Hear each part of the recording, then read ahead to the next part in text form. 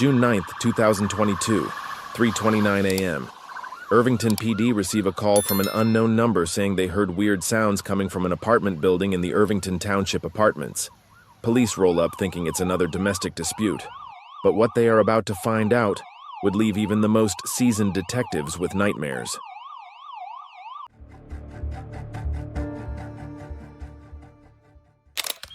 In the early mornings of June 9th, 2022, at about 3:30 a.m., Irvington PD respond to a call from the Irvington Township apartment located at the heart of Essex County, New Jersey.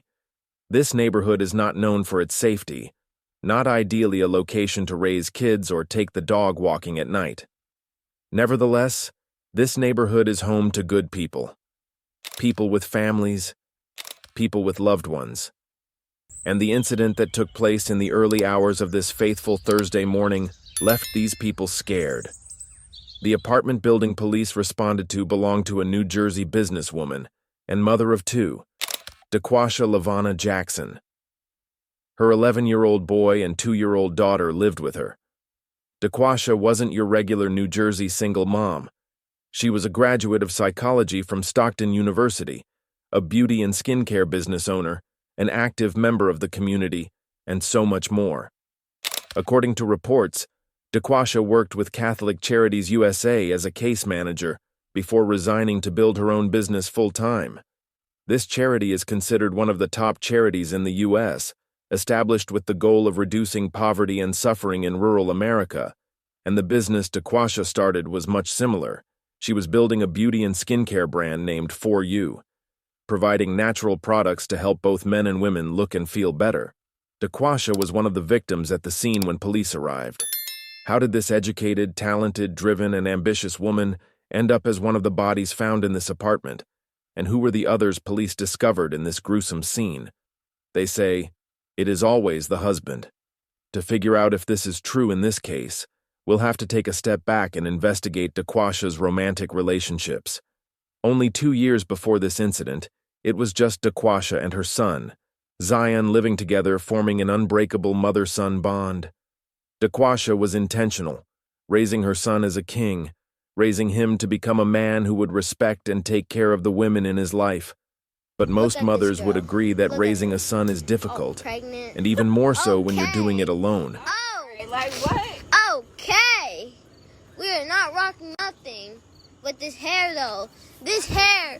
Look at this hair. She just hit a hair flip in front of the camera. How do you guys feel? How?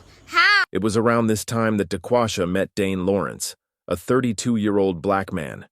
Single mothers are protective of their kids and often consider them before entering into new relationships. For DeQuasha to allow Dane come into her life and the life of her son, she must have been convinced he had the right intentions. Not much is known about Dane and his relationship with DeQuasha, but it is safe to assume that he entered the relationship offering love, security, and excitement.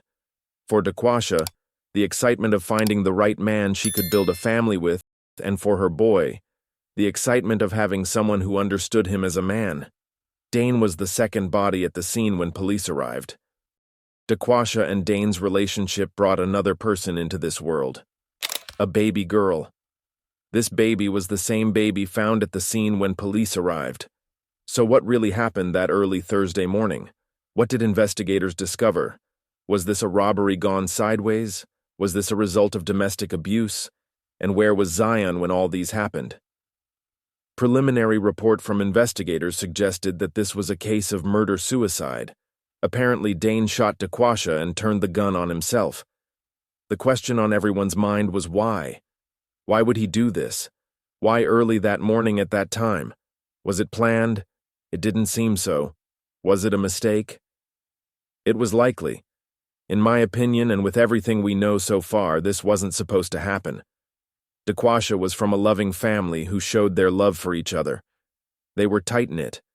With this, she knew what a loving relationship looked like, and it was unlikely she would fall into an unloving one blindly. The events of that Thursday morning shouldn't have ever happened. Maybe an argument caused someone to snap, and in trying to make up for what was done, another terrible thing was done. Maybe pride got in the way. Maybe someone wanted out. We will never know what happened that morning. Only one person will. Only one person was there when it all happened. Only one person made it out alive. And although she is just a baby, our brains have a way of storing our memories and playing them back when we least expect. Our prayers go to the surviving family, and especially to the baby girl. Dequasha was laid to rest June 18, 2022, 9 days after the incident.